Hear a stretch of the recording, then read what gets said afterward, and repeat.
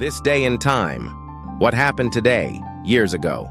Right around July 4th, 1803. That timing is something else. So walk us through it. What was the scene like in 1803? What was President Jefferson thinking? And how did this war happening way over in Europe kind of play into his hands? Okay, so back then, the U.S. under Jefferson had this laser focus, Yeah, securing the port of New Orleans. right, down in the Mississippi. Exactly. Controlling New Orleans was just crucial for trade, for farmers getting goods out, for, well, westward migration, really the future of the country as it was expanding. Okay. Meanwhile, across the Atlantic, you've got Napoleon Bonaparte leading France, and he is desperate for cash. Oh. He needs funds to keep his wars going in Europe.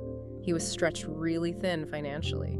So the U.S. spots an opportunity. They send envoys, Robert Livingston and James Monroe, over to Paris. Uh-huh. Their job, buy New Orleans.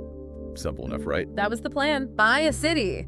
But then Napoleon does something completely, well, unexpected. He throws them a curveball. A massive one. They're there to negotiate for New Orleans, and Napoleon, sort of out of the blue, offers to sell the entire Louisiana territory. The whole thing, not just the city. The whole vast area that France controlled in North America, it was an absolutely astonishing proposition. Wow. So they jumped on it. Well, yeah. The deal was signed pretty quickly in Paris. That was April 1803.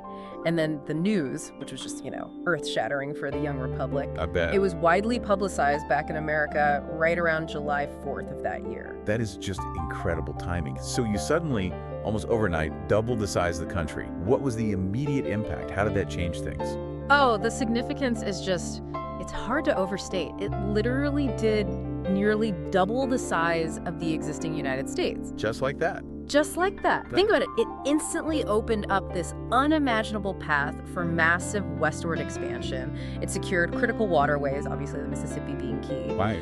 And it provided just enormous land resources for generations. It really stands as one of the most pivotal moments in U.S. territorial history. And Jefferson was okay with this. I thought there were some questions. That's the fascinating part.